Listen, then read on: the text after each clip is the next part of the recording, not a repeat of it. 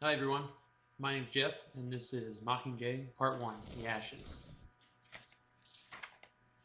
I stare down at my shoes, watching as a fine layer of ash settles on the worn leather. This is where the bed I shared with my sister Prim stood. Over there was the kitchen table. The bricks of the chimney, which collapsed in a charred heap, provide a point of reference for the rest of the house. How else could I orient myself in this sea of gray? Almost nothing remains of District 12. A month ago, the capital's firebombs obliterated the poor coal miners' houses in the seam, the shops in the town, even the Justice Building. The only area that escaped incineration was the Victor's Village. I don't know why exactly. Perhaps so anyone forced to come here on capital business would have somewhere decent to stay. The odd reporter, a committee assessing the condition of the coal mines, a squad of peacekeepers checking for returning refugees. But no one is returning except me, and that's only for a brief visit. The authorities in District 13 were against my coming back. They viewed it as a costly and pointless venture, given that at least a dozen invisible hovercraft are circling overhead for my protection, and there's no intelligence to be gained. I had to see it, though. So much so that I made it a condition of my cooperating with any of their plans. Finally, Plutarch Heavensby, the head game maker who had organized the rebels in the capital, threw up his hands. Let her go. Better waste a day than another month. Maybe a little tour of 12 is just what she needs to convince her we're on the same side. The same side. The pain stabs my left temple and I press my head against it. Right on the spot where Johanna Mason hit me with the coil of wire. The memory swirls as I try to sort out what is true and what is false. What series of events led me to be standing in the ruins of my city? This is hard because the effects of the concussion she gave me haven't completely subsided, and my thoughts still have a tendency to jumble together. Also, the drugs they use to control my pain and mood sometimes make me see things, I guess. I'm still not entirely convinced that I was hallucinating the night the floor of my hospital room transformed into a carpet of writhing snakes. I use a technique of one of the doctors suggested. I start with the simplest things I know to be true and work toward the more complicated. The list begins to roll in my head. My name is Katniss Everdeen. I am 17 years old. My home is District 12. I was in the Hunger Games. I escaped. The Capitol hates me. Peeta was taken prisoner. He is thought to be dead. Most likely he is dead. It is probably best if he is dead. Katniss, should I come down? My best friend Gale's voice reaches me through the headset the rebels insisted I wear. He's up in a hovercraft, watching me carefully, ready to swoop in if anything goes in amiss. I realize I'm crouched down now, elbows on my thighs, my head braced between my hands. I must look on the verge of some kind of breakdown. This won't do, not when they're finally weaning me off the medication. I straighten up and wave his offer away. No, I'm fine. To reinforce this, I begin to move away from my old house and in toward the town. Gale asked to be dropped off in 12 with me, but he didn't force the issue when I refused his company. He understands I don't want anyone with me today, not even him. Some walks you have to take alone. The summer's been scorching hot and dry as a bone. There's been next to no rain to disturb the piles of ash left by the attack. They shift here and there in reaction to my footsteps. No breeze to scatter them. I keep my eyes on what I remember as the road, because when I first landed in the meadow, I wasn't careful and I walked right into a rock. Only it wasn't a rock, it was someone's skull. I rolled over and landed face up, and for a long time I couldn't stop looking at the teeth, wondering whose they were, thinking of how mine would probably look the same way under similar circumstances. I stick to the road out of habit, but it's a bad choice, because it's full of the remains of those who tried to flee. Some were incinerated entirely, but others, probably overcome with smoke, escaped the worst of the flames and now lay reeking in various states of decomposition, carrion for scavengers, blanketed by flies. I killed you, I think, as I passed a pile, and you, and you. Because I did. It was my arrow, aimed at the chink in the force field surrounding the arena, that brought on this firestorm of retribution, that sent the whole country of Pan into chaos. In my head I hear President Snow's words, spoken the morning I was to begin the victory tour. Katniss Everdeen, the girl who was on fire, you have provided a spark that left unattended may grow into an inferno that destroys Pan. Turns out he wasn't exaggerating or simply trying to scare me. He was, perhaps, genuinely attempting to enlist my help. But I had already set something in motion that I had no ability to control. Burning. Still burning, I think numbly. The fires at the coal mines belch black smoke in the distance. There's no one left to care, though. More than 90% of the district's population is dead. That remaining 800 or so are refugees in District 13, which, as far as I'm concerned, is the same thing as being homeless forever. I know I shouldn't think that, I know I should be grateful for the way we have been welcomed. Sick, wounded, starving, and empty-handed. Still, I can never get around the fact that District 13 was instrumental in 12's destruction. This doesn't absolve me of blame. There's plenty of blame to go around. But without them, I would not have been a part of the larger plot to overthrow the Capitol, or had the wherewithal to do it. The citizens of District 12 had no organized resistance movement of their own. No say in any of this. They only had the misfortune to have me.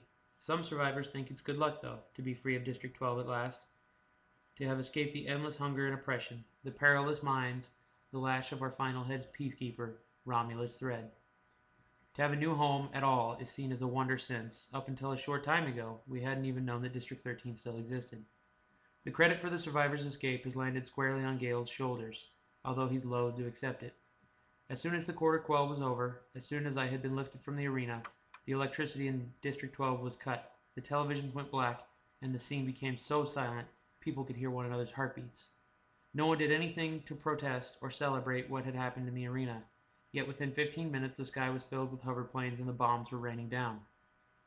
It was Gale who thought of the meadow, one of the few places not filled with old wooden homes embedded with coal dust. He herded those he could in its direction, including my mother and Prim. He formed the team that pulled down the fence, now just a harmless chain-link barrier with the electricity off, and led the people into the woods. He took them to the only place he could think of, the lake my father had shown me as a child, and it was from here they watched the distant flames eat up everything they knew in the world. By dawn the bombers were long gone, the fires dying, the final stragglers rounded up. My mother and Prim had set up a medical area for the injured and were attempting to treat them with whatever they could glean from the woods. Gale had 2 sets of bows and arrows, 1 hunting knife, 1 fishing net, and over 800 terrified people to feed. With the help of those who were able-bodied, they managed for 3 days. And that's when the hovercraft unexpectedly arrived to evacuate them to District 13, where there were more than enough clean, white living compartments, plenty of clothing, and 3 meals a day. The compartments had the advantage of being underground. The clothing was identical, and the food was relatively tasteless. But for the refugees of 12, these were minor considerations. They were safe. They were being cared for. They were alive and eagerly welcomed. This enthusiasm was interpreted as kindness. But a man named Dalton, a District 10 refugee who'd made it to 13 on foot a few years ago, leaked the real motive to me. They need you, me. They need all of us. A while back, there was some sort of pox epidemic that killed a bunch of them and left a lot more infertile. New breeding stock, that's how they see us. Back in 10, he'd worked out one of the beef ranches, maintaining the genetic diversity of the herd with the implantation of long frozen cow embryos. He's very likely right about 13, because there don't seem to be nearly enough kids around. But so what? We're not being kept in pens. We're being trained for work. The children are being educated. Those over 14 have been given entry-level ranks in the military and are addressed respectfully as soldier. Every single refugee was granted automatic citizenship by the authorities of 13. Still, I hate them. But of course, I hate almost everybody now, myself more than anyone. The surface beneath my feet hardens, and under the carpet of ash I feel the paving stones of the square. Around the perimeter is a shallow border of refuse where the shop stood. A heap of blackened rubble has replaced the Justice building. I walk to the approximate site of the bakery Peta's family owned. Nothing much left but the melted lump of the oven. Peta's parents, his 2 older brothers, none of them made it to 13. Fewer than a dozen of what passed for District 12's well-to-do escaped the fire. Peta would have nothing to come home to anyway, except me. I back away from the bakery and bump into something, lose my balance, and find myself sitting on a hunk of sun-heated metal. I puzzle over what it might have been, then remember Thread's recent renovations of the square. Stocks, whipping posts, and this, the remains of the gallows. Bad. This is bad. It brings on the flood of images that torments me, awake or asleep. Peta being tortured, drowned, burned, lacerated, shocked, maimed, beaten, as the Capitol tries to get information about the rebellion that he doesn't know. I squeeze my eyes shut and I try to reach for him across the hundreds and hundreds of miles, to send my thoughts into his mind, to let him know he is not alone. But he is, and I can't help him. Running. Away from the square and to the one place the fire did not destroy. I pass the wreckage of the mayor's house where my friend Madge lived. No word of her or her family. Were they evacuated to the Capitol because of her father's position, or left to the flames? Ashes billow up around me and I pull the hem of my shirt up over my mouth. It's not wondering what I breathe in, but who, that threatens to choke me. The grass has been scorched and the gray snow fell here as well, but the 12 fine houses of Victor's village are unscathed. I bolt into the house I lived for the past year, slam the door closed, and lean back against it. The place seems untouched, clean, eerily quiet. Why did I come back to 12? How can this visit help me answer the question I can't escape? What am I going to do? I whisper to the walls, because I really don't know. People keep talking at me, talking, talking, talking. Plutarch Heavensby, his calculating assistant, Fulvia Cardew, a mishmash of district leaders, military officials, but not Alma Coyne, the president of 13, who just watches. She's 50 or so, with gray hair that falls in an unbroken sheet to her shoulders. I'm somewhat fascinated by her hair, since it's so uniform, so without a flaw, a wisp, even a split end. Her eyes are gray, but not like those of people from the scene. They're very pale, as if almost all the color has been sucked out of them. The color of slush that you wish you would melt away. What they want is for me to truly take on the role they designed for me, the symbol of the revolution, the Mockingjay. It isn't enough what I've done in the past, defying the Capitol in the games, providing a rallying point. I must now become the actual leader, the face, the voice, the embodiment of the revolution. The person who the districts, most of which are now openly at war with the Capitol, can count on to blaze the path to victory. I won't have to do it alone. They have a whole team of people to make me over, dress me, write my speeches, orchestrate my appearances, as if that doesn't sound horribly familiar, and all I have to do is just play my part. Sometimes I listen to them, and sometimes I just watch the perfect line of Coyne's hair and try to decide if it's a wig. Eventually, I leave the room because my heart starts to ache, or it's time to eat, or if I don't get above ground, I might start screaming. I don't bother to say anything, I simply get up and walk out. Yesterday afternoon, as the door was closing behind me, I heard Coyne say, "I told you we should have rescued the boy first," meaning Peta.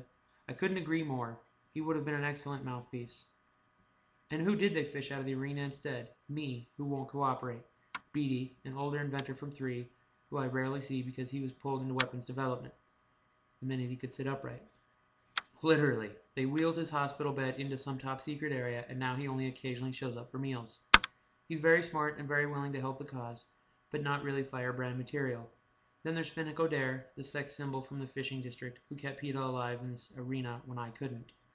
They want to transform Finnick into a rebel leader as well, but first they'll have to get him to stay awake for more than 5 minutes. Even when he is conscious, you have to say everything to him 3 times to get through to his brain. The doctors say it's from the electrical shock he received in the arena, but I know it's a lot more complicated than that. I know that Finnick can't focus on anything in 13, because he's trying so hard to see what's happening in the Capitol to Annie, the mad girl from his district who's the only person on Earth he loves. Despite serious reservations, I had to forgive Finnick for his role in the conspiracy that landed me here. He, at least, has some idea of what I'm going through, and it takes too much energy to stay angry with someone who cries so much.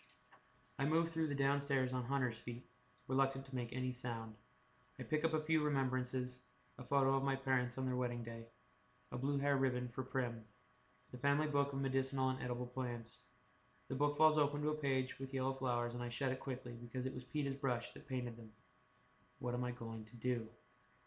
Is there any point in doing anything at all? My mother, my sister, and Gail's family are finally safe. As for the rest of 12, people are either dead, which is irreversible, or protected in 13. That leaves the rebels in the districts. Of course I hate the Capitol, but I have no confidence that my being the Mockingjay will benefit those who are trying to bring it down. How can I help the districts when every time I make a move, it results in suffering and loss of life? The old man shot in District 11 for whistling. The crackdown in 12 after I intervened in Gail's whipping. My stylist, Cinna, being dragged bloody and unconscious from the launch room before the games. Plutarch's sources believed he was killed during interrogation. Brilliant, enigmatic, lovely Cinna is dead because of me. I push the thought away because it's too impossibly painful to dwell on without losing my fragile hold on this situation entirely. What am I going to do? To become the Mockingjay, could any good I do possibly outweigh the damage? Who can I trust to answer that question? Certainly not that crew in 13. I swear now that my family and Gales are out of harm's way, I could run away. Except for one unfinished piece of business, Peta. If I knew for sure that he was dead, I could just disappear into the woods and never look back. But until I do, I'm stuck. I spin on my heel at the sound of a hiss. In the kitchen doorway, back arched, ears flattened, stands the ugliest tomcat in the world. Buttercup, I say. Thousands of people are dead, but he has survived and even looks well fed. On what? He can get in and out of the house through a window we always left ajar in the pantry. He must have been eating field mice. I refuse to consider the alternative. I squat down and extend a hand. Come here, boy. Not likely.